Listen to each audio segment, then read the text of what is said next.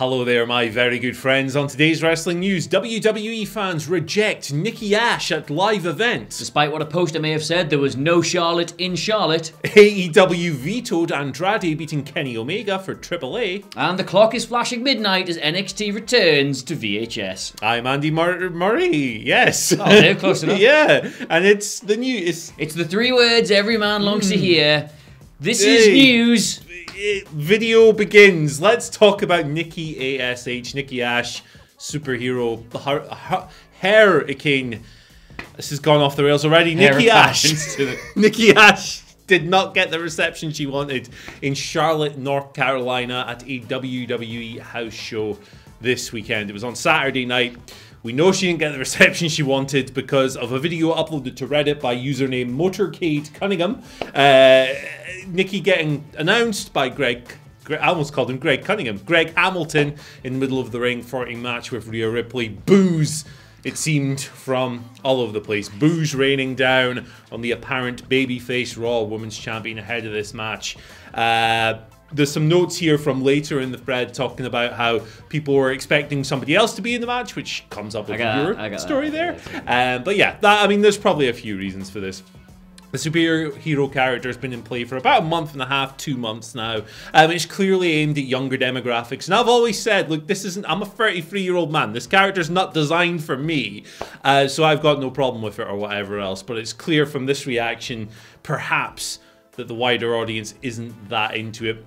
Look, things like this, I'm not into policing crowd reactions. I think if you buy a ticket, you can say whatever you want as long as it's not like, I don't know, Nazi stuff, obviously. But at the same time, it's probably not a lot of fun if you're Nikki standing there, right? And getting these boos.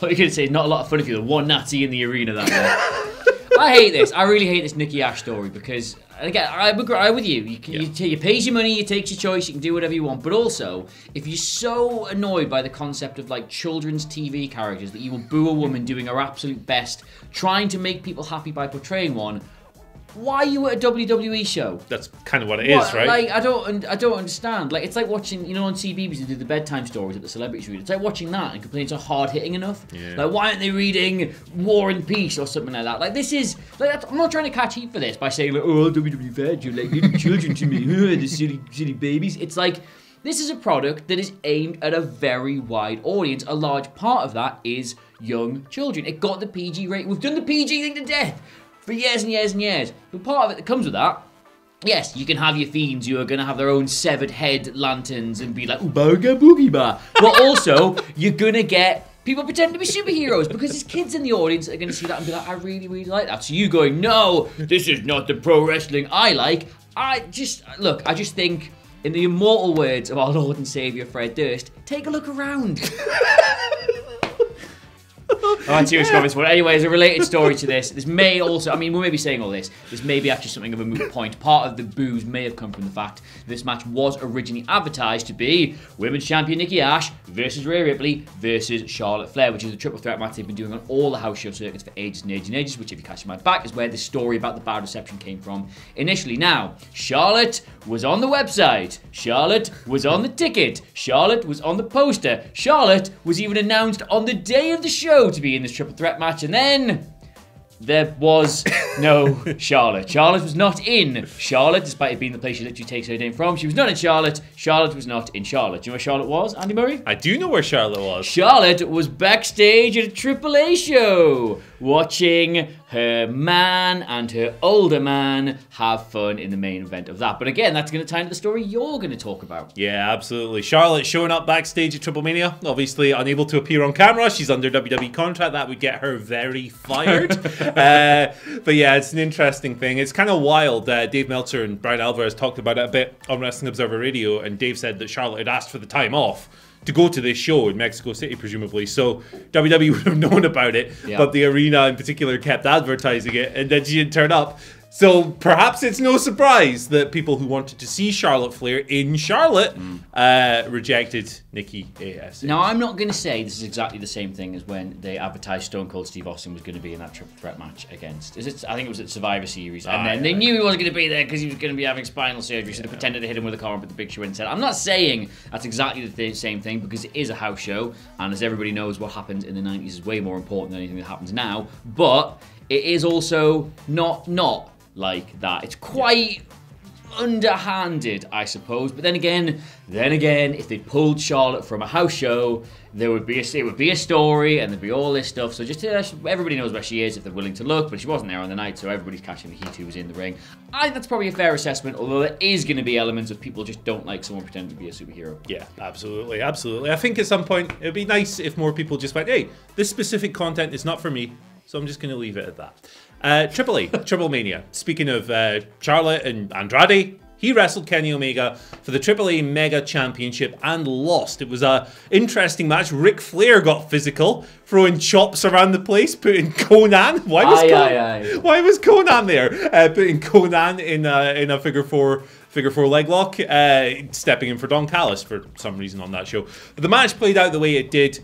Apparently that's not the way it was originally going to play out. According to Dave Meltzer on Wrestling Observer Radio, Andrade was actually going to win that match. He was going to take the AAA Mega Championship, but Tony Khan put on his Hulk Hogan mask and said, "That doesn't work for me, brother." That's not quite what happened. But AEW... That's exactly what happened. Hollywood Tony Khan, it doesn't quite work, does it? I can't imagine him with the moustache and the stuff around the sides of the moustache. Anyway, this all played out. AEW kind of vetoed it. They wanted AAA to hold off on the title change because they didn't want Kenny Omega losing 2 nights in a row. They didn't want their world champion losing straight away after losing the Impact World title to Christian Cage. AEW has control of Kenny Omega's match results outside of the company, so that's how this came to pass. It's a contractual obligation. A lot of people have had a very normal response to this, as people tend to on social media, and used it as an opportunity to dunk on politicking people and all of this nonsense. Look, I see it this way. If you put your belt on a contracted wrestler, you've got to play by the contracted wrestler's rules. That's how it works. Nothing more needs to be added to that, I don't think, but add something to it anyway. Well, I absolutely completely agree with you, especially if you're putting your belt on the contracted wrestler of a weekly television show. Not just some other indie way, you can probably do a bit hearing and thereing, a bit toing and throwing. You're literally putting a belt on a guy who was one of the main fixtures, one of the owners of another wrestling promotion which has a weekly television show. You're probably going to have to jump through some hoops. But my counterpoint with that to be, just reaching into the darkest depths of my memory here, there have been certain situations that I may have been in the vicinity of where certain champions for one promotion that I might have had something to do with were having to abide by rules set out by other promotions that don't have anything to do with it, and then certain conversations, let's just say not polite volumes, were had, and then compromises were reached one way or another. But I agree with you primarily. I completely agree. No idea where that illusion was going whatsoever. Nope. Well, now that little that's kind of a nice little three-way triad story thing. It's all quite interconnected. But I'm going to move away from that completely now, because fans of NXT, even more this is wrestling. This is wrestling heritage. It's lore. This yellow hoodie. This was the lore of the hoodie. Year and a half of me pretending I simply did not see the ratings for NXT while telling you how good the product was. NXT, after it's only just got back to being live after the whole Olympics thing, which we'll talk about in a little bit, is moving, according to Fightful Select, back to a pre-taped format. Now, this will feel like a bit of a step down for a product which, of course, was pre-taped for years and years and years and years before going live to take part in the Wednesday Night War, but that's not a thing anymore. War is over. If you want... What was the song that John Lennon won? Merry Christmas. Something like that. Anyway, it's going back to pre-taped format after SummerSlam weekend, which was 21st and 22nd of August, for at least 3 weeks. I think I'm right in saying that's what they block booked. There may be more after that. Yeah. We'll find out as and when that happens. Now, I've got the numbers here. There may be a reason for doing this. Obviously, it moved to Sci-Fi while the Olympics were on. That had a big hit in the ratings. And I'm not the ratings guy. I was never the numbers guy.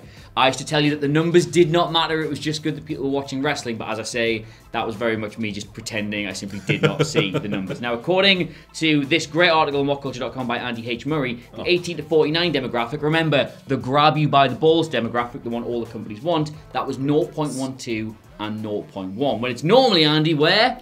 0.2.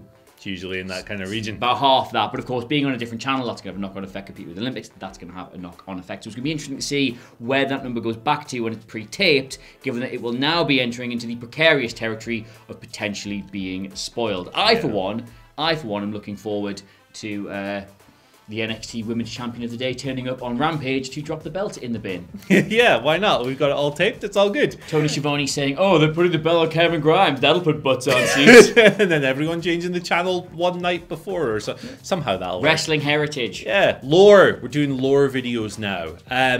Yeah, I mean, the spoiler thing is probably going to be critical for a lot of people, right? These things are going to get out there, and it's inevitable in this. Like, in WWE in particular, if something is taped in advance, there will be spoilers online. It's a leaky ass company. Especially with the crowd as well. Exactly. You got human beings in that building. You can't regulate every single person and their phone. So stuff is going to get out there. We'll see how it impacts the product going forward. My favorite era of NXT is the pre-taped 1 hour show. It'll still be a 2 hour show, so I don't know. Trying to look at the bright side of this, trying to show you the positives as well as the negatives. I don't know if I've been entirely successful in this because live TV is better than pre-taped TV 99% of the time, but we'll see how it pans out. Do you want to see how these Twitter questions pan Actually, out? before you do you want a fun wrestling spoiler story? Yeah. Could you pass me the belt behind you there? Of course. When WWE's Tegan Knox became the first person to ever win this belt, I was sat on the balcony and I took this really nice... You know when they sit down and they're like looking at the belt like that? Yeah. I got this really nice picture of her being our first ever women's champion. And I put it on Twitter. It was like, oh, finally we've got a women's division with a great women's champion. And the tweet banged a bit. And backstage I was like, have you seen how many people like this tweet? And she looked at it and she went, it doesn't go out for 3 weeks. And I was like, oh God, it doesn't! So I had to delete the tweet. I was very apologetic. It was very funny. But there you go. That's how spoilers cost jobs. There you go. As the post-it note goes. There you go. Give me the Twitter questions. They're always death. It's a nice belt that as well. They're all nice belts, actually. First question here, I've malfunctioned. Comes to us from our friend in Costa Rica, Gutierrez, who asks the following. Saludos desde Costa Rica. Your pronunciation from last time was flawless. They will make it once again, please. Saludos desde Costa Rica. It's very nice. Yeah, they'll make an educated man of me yet. That'll take a while. If Punk and Bryan would start a faction in AEW, who else do you include? A tag team, a big beefy dude, and a woman is who Gutierrez is what kind of like the framework Gutierrez suggests here. I like the idea of Daniel Bryan, Bryan Danielson, American Dragon, whatever you want to call him, coming in and leading a group of young, upcoming technicians. I think it would be very him. Get your Daniel Garcias, your Wheeler Utahs, whoever else you want to bring into the fold. Danielson Dojo, that would be hard my stuff. But what do you reckon of these guys potentially? I would not like to see them do a faction together because then it starts to feel like an invade. They're so inherently WWE guys. I know Punk's not been there for so long, but a lot of people look at CM Punk and they don't see the Ring of Honor days, they don't see the indie days, they see the guy in WWE. Daniel Bryan, of course, synonymous with the company. I think if you do a faction, which is led by them two, the temptation is then to get people they know or have a connection with, which will also largely be WWE guys, then it starts to feel like it's a WWE faction. So I would say away from that. I love the Bryan idea. But what I would do, hear me out, right, is I would do Punk, Gallows, and get Ruby Riott to shave her head. Serena Deeb's right there. But hey. No. I want Ruby Soho and I want her to shave her head. That's what I do. Fair play. Our next question here comes from Irish Wrestling Entertainment, who asks, Is this CM Punk the most anticipated comeback in the of wrestling? I'll let you take it. Right. Okay. It's a yes with an if and a no with a but, sure. Right? Yes, it is the most anticipated comeback in wrestling history. Now, you just got to lay out a couple of facts here before I qualify this. This is not the biggest. These are not the two biggest stars returning to the industry ever. That's happened in many other promotions over the years. This is not the biggest company in the world putting on the biggest, like, groundswell moment in pro wrestling history. No. This is like, if you actually measure this, no, it's not. It's probably not even close. It's some guy who's been out for a long time and some guy who's, so many other things happened in old WWE or even WCW. There's probably other promotions aside from those that have got acclaim to something like this. But is this the most anticipated comeback in pro wrestling history? Yes, but not because of the pro wrestling side, because of how the nature of anticipation has changed in this modern social media era. It's a great answer, this. Thank you very much. Like, we anticipate things so much more. We build them up so much more. There are so many more forums you can have a conversation. You can fantasy book them. You can build them up. I think if you know, I'm still going to say if they both go to AEW, it will be absolutely brilliant for the company, for the business, hopefully for pro wrestling as a whole, and hopefully for both those guys.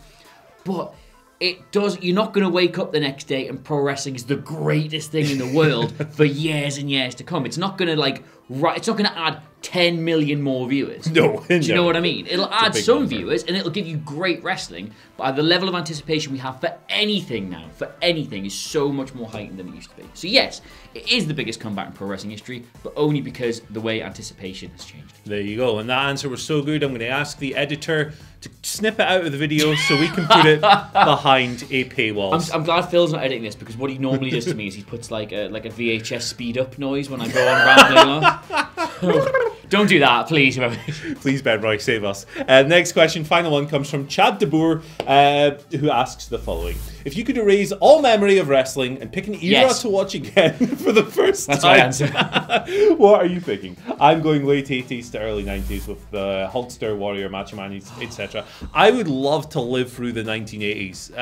No, you would not. No, I would, man. I would. If you could birth me 10 years earlier, I would absolutely love to have no memory and go and watch all the territory stuff somehow with modern luxuries. Can we get streaming services back then? This is how are you going to watch it? You're going to travel around America, right? When I travel back in time, I will bring one internet connection with me, and that will work. Somehow, but one internet, please, bartender. Yeah, there you go. That's how it works, right? AOL, that dot internet. But yes, in my weird fantasy world, that's what I would do. Do you know what? I'm not trying to do a bit here. If I could erase all memory of pro wrestling, I wouldn't go back to an era and start watching it again. I would just simply start from now, because you know what? Then I wouldn't know any better. There you go. And I think part of the problem with why a lot of people don't enjoy parts of wrestling now is because they do remember a different time. Yeah, and they're always I would never ever have to compare it to the Attitude Era or anything like that. I could just watch it and enjoy it the same way that a lot of young fans do, which is why they like Nikki A.S.H. There you go. There you go. See what we've done there? See how we've brought the whole video full circle? Full circle. Get on our level. And now we're going to go to our and finally for the day. I haven't seen this yet. It's a pretty easy choice when I saw this on Reddit this morning. Reddit's good for some things, occasionally. Wheeler Yuta, the AEW / independent wrestler, posted this image of him flying through. Here's a shot for you. Yep. Flying through the air on last week's episode of Dynamite, saying, "Hi. Please Photoshop in fun vehicles for me to ride into Private Party." As you can imagine, this spawned all kinds of fun Photoshops, but my personal favourite is this one. From the artist formerly known as Dan Wiener. Wheeler Yuta is Elliot from E.T. Great stuff. It fits perfectly. And look, if we're going to show E.T. memes on this channel, might as well show this picture of me and Josh Brown from the gaming channel there. That's not a Photoshop, by the way. That's how you used to get to work. It is. That's how we used to travel. But yeah, there you go. What kind of vehicle would you like to see Wheeler Yuta crash in the Private Party on? I would like to see him ride the crest of a wave. There you go. I would like to see him. I don't know, fly a... Oh, no, a Moby. I want to see him on a Moby. I want to see him on a Moby. The thing is, you're never getting a Mobike that high off the ground, are you? Those things are heavy as hell. Well, this is the thing. We're just going to descend into impenetrable office part for you right now for a few minutes. Mobies have changed so much, we just haven't had access to them because the band them from Newcastle after people threw them in the river. So they might actually be incredibly lightweight now for all we know. They might be, yeah. They may be even worse here. Couldn't stop those crazy Newcastle people from throwing them in the river. That wasn't me. Yeah. Shaggy. Let's close this off. Follow us on Twitter at WhatCulture WWE. Follow Adam Cleary on Twitter at Adam Cleary CLERY, but I won't tweet about any of the things you might follow me for. You can follow me at Andy H. Murray. The H stands for Helminthology. Helminthology. The definition of which is the study of worms, which is actually a pretty description of me looking on Reddit for and finalies every day we do the news. Goodbye.